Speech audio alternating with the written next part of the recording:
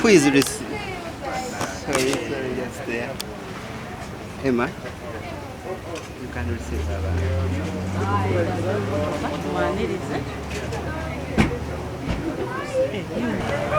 She's here.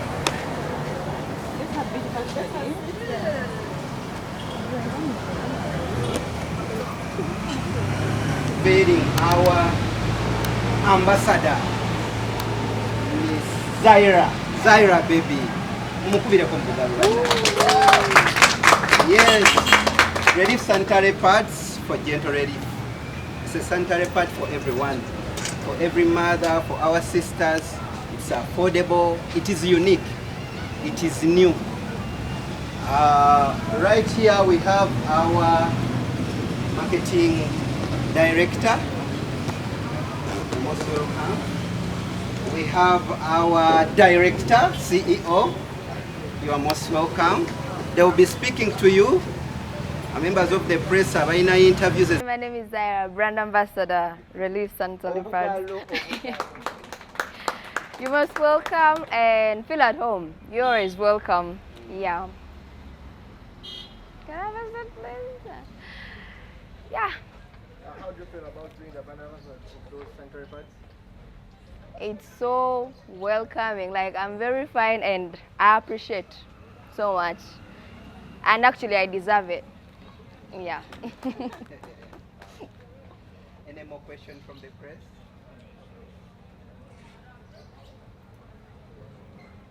Was I'm alright. Yeah, okay, actually, I'm serious now. Trust me, yeah. Long time. Long time too. Tukulava endorsement. How did you feel when this came up? I was surprised, first of all. I know I work hard, but it was surprising, alright? And I felt so like it's not easy. Now we are Working with Sharon, you're the brand ambassador, and how did you feel? Very good, and alright, yeah. So it was very good, and I appreciate. It was nice working with her because she's a very nice girl and welcoming plus friendly. To feeling amuko nervous no kamane baba limbo baba fera. No, actually inze yamusaba. Sharon. No, I think I should give you that story. So I was contacted through Uncle Kim. They told me we have a brand as a Zayra, I respect my brand as well. So I requested for the product before giving it out, before putting my name on it. So never jimpa ngomuntu. I used it. Yeah. So I nenzirayo nembagamba. The products are very okay and nice. Because ngomchalo wa kugambye, like periods zino zekintu ekiri so sensitive. Yeah. So zali nungi nyonyo ku review yange, like even my family members can tell. So I came back nembagamba. So nemambuza if I could want to work with anybody. So I thought of somebody. Gonzalo fitting and alright? Yeah, I know. So I contacted Dax, of course. Nemugamba, I really need to work with Sharon. I need her on this. I think me and her can come up with something. So. Bakugamba, you look for someone. Go solo. They asked me who I can work with. I was like, I need Sharon on board. Yeah. So I contacted Dax, and last time when I'm meeting Miss Bobby Chagulani ne Nomkulu Bobby Wine, we had to sit and talk about it, and yeah, they said it's alright, Zayra. We are giving you Sharon. Yeah. Zayra, relevant. Being respectful, humble, intelligent, respecting people as well, and being hardworking. Ebintu bijja nnyo Zayra yo fe tumwasendeza for tukolera ka sound itabikola yo. Yeah, and company ene tezandize if I wasn't working. Just wabera misunderstandings ate ezibazetago okunyonyola abantu. Then after some time then we go and explain, because buli kintu kibeera muko obuzibuzibu, like business yo netagalamu but obera ngoli kagezi munno buli wetagala ojiza. Kati gwe ne Henry mwayawukana? Banange. Mukyalo n'omuntu mukulu nnyo. Bafaani bo bali eyo bagamba ne bannaye what happened to mama and papa? Bafaani abo ngenda baddira naye saawa zino tutunde omuntu ono kubanga ye muka asooka kuba katale. Kati ekirala ng'ogyeko okubeera nti no relevant abantu bakwesiga ne bakuwa kasente kate abangi ne bakwogerera. How do you handle that situation? I feel like I just need to mind nze ng'omuntu nfa nnyo ku bintu ebizimba. So okujja n'oŋŋamba ekintu sijja kulimba nkitunulamu. Wendaba nga kinyongerako nkiwa amatu. Wendaba nga tekinyongerako amba nkugamba it's alright. Bingi ebizze tebingi byonna byenkoze ntya byendese ne bigenda. Zayra yaddayo ddi ku ssomero yamala form 6 campus atandikirawo? Zayra agenda kuddayo mu campus of course. Oh my god, singa bagamba ne brand ambassador wuyo? Yes. Agenda kola cost. Nze ndi wallo kyonkiremerako yagala kola mateeka. Nga tugamba council Zayra wuyayiseewo. Stanga council wuyayiseewo. Linda ko kyekyakuleetera okwagala okola amateeka? I feel like a lot is happening in Uganda and abantu like banyigirizibwa nnyo. You understand? So they need somebody who can asobola okwogera. I feel like I can sobola okwogera. You've done a lot of collaborations with people. Muntu ki gwotunula, whether it's an influencer in Uganda here, whether it's an artist gwogamba, I think one day I want to do with this person. I want to collaborate with them. Like Mubintu music and whatever dance. I feel like I've done with some and mu Uganda. Aba artists abana Uganda bonna abasinga nkoze nnyo nabo and abasinga bonna bakwano bange. So I feel like bonna ekirubirira mu Uganda kyonki like mukama nyambe nkikuteko. Obugamba bwobusemba. Bambi mtuwagire bamama batata. Generation ya sisobola kujita sijita. Mtuwagire bamama batata. Kubanga this is a very unique product. You understand? So mtuwagire ate era munange tukyaleeta ebirala. ReLeaf? My name is Jumba Mariam and I am the marketing director for ReLeaf Sanitary Pads. First of all, I would like to recognize the presence of our CEO, Miss Emma. You're so welcome. Our brand ambassador, Zayra Baby, thank you for being on board. And all the influencers that are influencing our product, you're so welcome. Today we are revealing our product. This is ReLeaf Sanitary Pad. It's a new product on the market for a girl child. Those that know, it's very, very beautiful actually. We're so excited to also present it to you and the girl child at large. Opening. So this is how we are opening our product. This is our sanitary pad.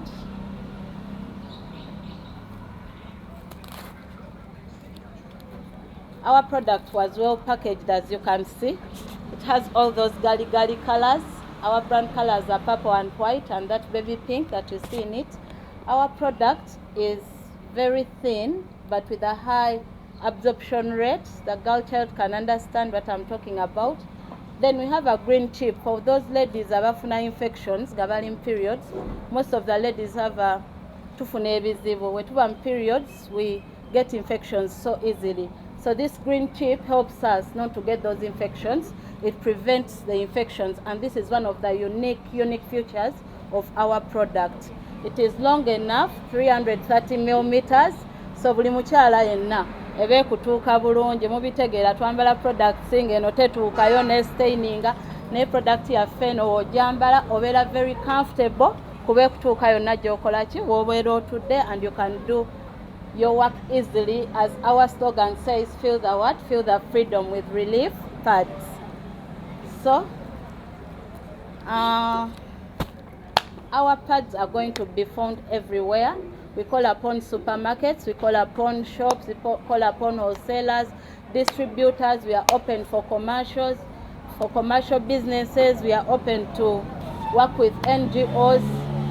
We are open to work with companies that are going to come on board. We have different We are going to have to come up with different themes. There are people in remote areas that don't have pads, that don't go to school, keep a girl child in school. We call upon each and every one who wants to help a girl child. These days you're seeing these topics everywhere, in newspapers, on televisions. Abana tebasoma. I was once in Karamoja 2 years ago, nga tuwulira eno story y'abaana okutuula muki mu ttaka nga bali mu periods, and I went there physically. I have this content. Abaana nabalaba, I interviewed them. So there are so many people there. Anti gobeera n'enkumi 35 zidonating mu company tugende tuyambe ki omwana. A dozen ya mitwalo 42 oba owadde omwana pads za mwaka mulamba. So we call upon people to jump onto such initiatives and we help a girl child. We are not only here to sell this product, but we are also here to sanitize people, to sensitize the girl child, omuyigiriza hygiene, omuyigiriza product, okumuyamba n'okumubeererawo. You know, periods are part of mental health. Abakyala bonna bakitegeera, when you're in periods okyuka, you're not the same. Obwongo bwo busungu ebiki. So if you're not comfortable, ate oli mu bigoye, oba otudde mu ttaka, oba okozesa byayi, ate n'oli mu periods, ate n'olina okukola. So we have to change the narrative. This is something very cheap for everyone to come on board, and we change a girl's life. That is all about the product. I would like to introduce our CEO, Miss Emma. Please come on front. Sorry. And the audience is now yours. Thank you so much. Morning, everyone. Wow. Thank you very much, our brand ambassador. Thank you, the media houses that are here. My name is Emma Nsimire. I'm one of the directors of ReLeaf Sanitary Pads, and today is a very exciting day for us, of course, as you can imagine. ReLeaf Sanitary Pads came on the market about last week, and today we are doing the official reveal where we are telling you more about what ReLeaf is. Our marketing director has ably shown you what the pad contains. So I'll just tell you briefly about ReLeaf. ReLeaf is a brainchild of a group of friends, and as ladies we have experienced issues to do with menstruation health and access to affordable and comfortable products. So that is what started our journey to want to come up with a product that I myself would want to use, what we ourselves would want to use. That is what came up with ReLeaf. So we're excited because this has been developed carefully and thoughtfully and delicately to really address the issues of menstrual health. It is a pad that I would want to wear every day, every night, because it has the features that I would want on a pad that I want to wear. So we are calling upon ladies out there, please come and try out our pad. We prepared it with you in mind, and we know that it will solve all the problems that we have. We know that Uganda has one of the youngest populations in the world, and 51% of these are females, and a very large percentage of them are actually in the reproductive age. And so it is really imperative that we think about products that are going to help women to be productive, women to also participate in the development of the nation. We know that issues of menstrual health have, like Mariam mentioned, they have an effect on our mental health. You cannot access something that will ably solve the problem in those few days. It is something that will affect you in very many ways. And so we are excited at ReLeaf. We are so excited that as ladies we get an opportunity to bring you a product that is going to sort out your issues of comfort, your issues of gentleness, issues of reliability, something that you know you can rely on. We would like you to think about ReLeaf as a family. Today we are unveiling for you our firstborn. This is the firstborn of ReLeaf, of very many other children. ReLeaf is this is going to have very many other siblings, and each sibling is going to have a particular problem that it is solving. Like the demographics have. We have the rural woman, we have the corporate woman, we have the everyday woman. So we want there to be a product for every woman out there to be able to afford it, to be able to access it. So today we unveil to you our firstborn, and we call upon you to look forward to all our other children that ReLeaf will be bringing, the sisters and the siblings of this firstborn today. So we are excited. We're excited to be with you today. We are so grateful that you took the time to come and be here with us on our product reveal. And we want to engage with you, our customers, the ladies out there. We want to get your feedback because we are engaged in continuous innovation and product development. So we want to engage with you so that you can give us feedback. What do you feel about this? What do you want us to come? What next would you want us to bring for you? And we are here to sort out all those issues. Also at ReLeaf, we are very mindful of the issues of sustainability. And so we have plans to have products that answer questions of sustainability and eco-friendliness. So look forward to ReLeaf, enjoy ReLeaf, use our products, engage with us on our social media handles, on X, on Instagram, on TikTok. We are ready to engage with you. We are so excited. Thank you to Zayra, our brand ambassador. You've done a great job in the few days that you have done it. We thank you all, the bloggers, the YouTubers, the media houses that are here. Thank you for putting ReLeaf out there. ReLeaf is here for you, for the everyday woman like myself. Thank you so much. Instagram, ReLeaf.products again. Twitter, ReLeaf-brand. Email to ReLeafcommunications@gmail.com. YouTube, ReLeaf. Facebook, we are also using ReLeaf UG. Abagala okufuna enamba zaffe nga baagala okufuna wetuli bano yakampadde saakambadde 931 103 242. You reach out to the marketing team ebekolako. Another mobile njikudiremu 03931 03 242 endala eri 0778 716606. And the numbers are reaching out. The product is going to be everywhere. Abali abatanagifuna mwetegeka abantu abasinga temunnamanya kuspellinga ekigambo ReLeaf abamu bawandika ReLief. We understand you need that ReLeaf naye nga the brand is ReLeaf, RE n'ekikoola as you see up there. So it is ReLeaf, ReLeaf. That is so nice to know, so that you can associate with the new lifestyle. Watoina style, ReLeaf. We also talk about our website. Abagalotusanak website is www.reliefpads.net. Once again, www.reliefpads.net. This sanitary pad is for everyone. It is accessible both virtual and physical. You can download the sanitary pad at our sanitary store. You can download it. You go on our website, make your request, and your pad will be delivered. So everywhere you go, everywhere you find yourself uncomfortable, ReLeaf is there to give you a gentle what? ReLeaf. We have even a director. So omwami abadde abuuza omuntu akozesa pad eno bbanga ki. Pad eno omukyala yenna asobola gibeeramu 8 hours to 10 hours. 8 to 10 hours. Yes. Neno pad yaffe asobola okugibeeramu 8 to 10 hours without any leakage. Mulimu 8 packs and 2 extra pant liners. Eziri katale. Ekisookera ddala pad yaffe mukwano erabika bulungi. Twagirowoozaako nnyo ku beauty yaayo. Kuba omuntu yenna yenna ngo nagambye periods kyekintu ekisinga okustressinga omukyala. Kati ate toyagala gwa kuguntu yango okukwasa obusungu. So oyagala owulire nti oyambadde ekintu ekikola ki? Ekiri sweet. So okasanga kalabika bulungi toyinza kaleka.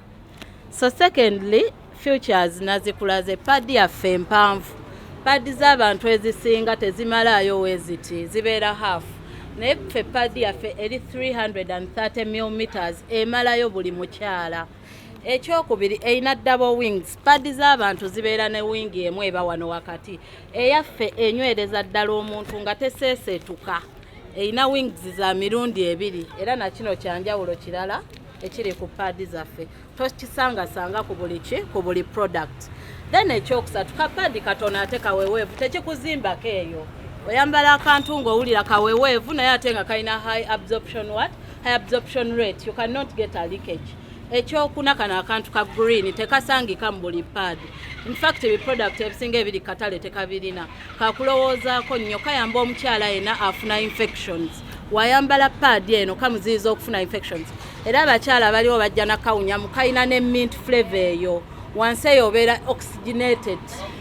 Tobeera nnyo stuffed eyo oli periods oli stuffed. No. You get enough oxygen because it has a mint flavor in the middle, and then this green chip ekuziyiza infections. So those are all unique features about our product.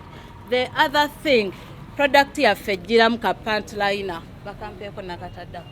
So abakyala bamanyeze ennaku ezisembayo obeera teweetaaga kwetikka kino kyonna mu kimunnika.